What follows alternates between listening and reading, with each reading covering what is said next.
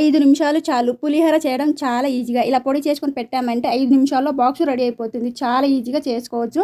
కడాయి పెట్టుకొని అందులో పల్లీలను దోరగా వేపుకోవాలి. 1 టీ స్పూన్ శనగపప్పు, 1 టీ స్పూన్ మినపప్పు ఇలా గోల్డెన్ కలర్ వచ్చే వరకు ఫ్రై చేసుకొని అందులో జీలకర్ర, ఆవాలు, కరివేపాకు, వెల్లుల్లి, పచ్చిమిరపకాయలు అంతా ఫ్రై చేసుకొని అందులో పావు టీ స్పూన్ పసుపు వేసుకోవాలి. హడావుడి లేకుండా 5 నిమిషాల్లో చేసుకోవచ్చు. చాలా బావుంటుంది. ఇలా దోరగా వేపుకున్న తర్వాత మనం రెడీ చేసుకొని పెట్టుకున్న పులిహోర పొడిని ఇందులో వేసుకోవాలి. సరిపడా సాల్ట్ వేసుకొని మొత్తం కలిసేటట్టు బాగా వేపుకోవాలి. లో ఫ్లేమ్‌లోనే ఫ్రై చేసుకోవాలి. ఇందులో కొంచెం వాటర్ వేసుకొని ఇలా 5 నిమిషాల పాటు ఇలా బాయిల్ చేసుకుంటూ కలుపుకుంటూనే ఫ్రై చేసుకోవాలి.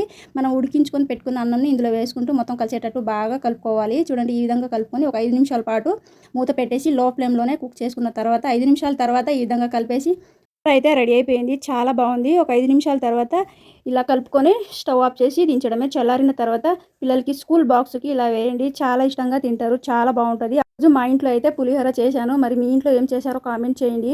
మనం ఇలా పొడి చేసుకొని ఇలా ప్రసాదాల్లాగా కూడా పెట్టొచ్చు. చాలా ఈజీగా పొడి చేసుకొని పెట్టామంటే చాలా రోజులు స్టోర్ ఉంటుంది. ఏమైనా కూరగాయలు లేనప్పుడు ఇలా పులిహోర చేసుకోవడం చాలా సింపుల్ రెసిపీ. రుచి మాత్రం నిజంగా చాలా బాగుంటుంది. డెఫినెట్‌గా మీరు ట్రై చేసి చూడండి.